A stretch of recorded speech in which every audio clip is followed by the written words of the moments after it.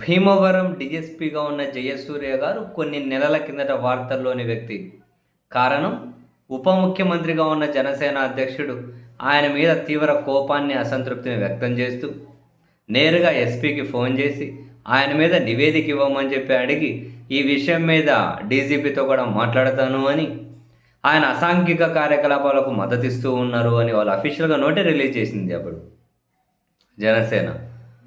ఆయన అసాంఘిక కార్యకలాపాలకు మద్దతిస్తూ ఉన్నారని, ఒక వర్గానికి మద్దతిస్తున్నారు అని, ఇంకేదో జూదాన్ని ప్రోత్సహిస్తున్నారని రకరకాల అలిగేషన్స్ అయితే ఆయన మీద చేశారు.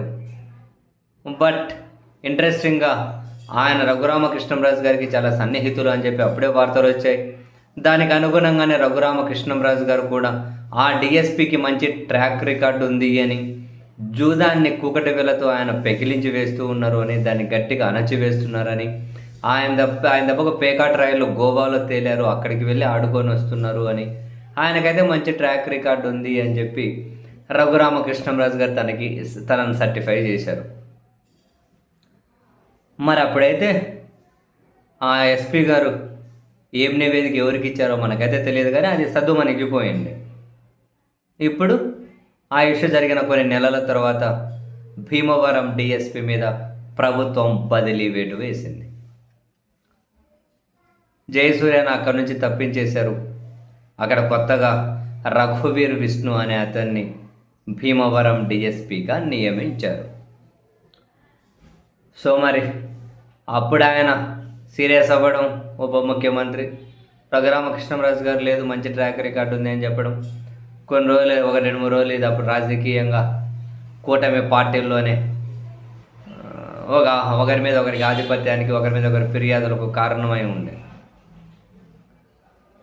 చివరికైతే ఎట్టకేలక డిఎస్పీ మీద వేటుపడింది. సో అల్టిమేట్గా ఈ డిఎస్పీ అయినా ఇంకో డిఎస్పీ అయినా సరే, మనం ఎవరిని ఏమీ జడ్జ్ చేయట్లేదు, వీళ్ళు తప్పు చేసలేదు, వాళ్ళు కరెక్ట్ చేశారని. కానీ ఎవరికో వత్తాసు పలకుండా, లేకపోతే ఎవరి అడుగులకో మడుగులు ఎత్తకుండా యాడన్నా ఉండండి.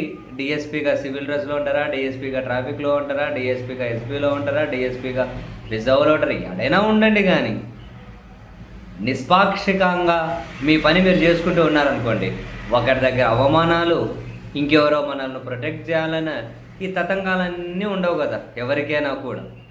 ఇప్పుడు ఈయన చుట్టూ మొత్తం పొలిటికల్ సెంట్రిక్, ఈయన చుట్టూ చర్చ జరిగా, కొందరు మద్దతు ఉందని, కొందరు వ్యతిరేకుతున్నారని, ఒక వర్గానికి మద్దతు అని, ఇంకో వర్గానికి వ్యతిరేకమని, రకరకాలుగా చివరికి అల్టిమేట్గా అధికారం, పవర్ ఎవరిది ఎక్కువైతే వాళ్ళదే పై చేయవుతుంది.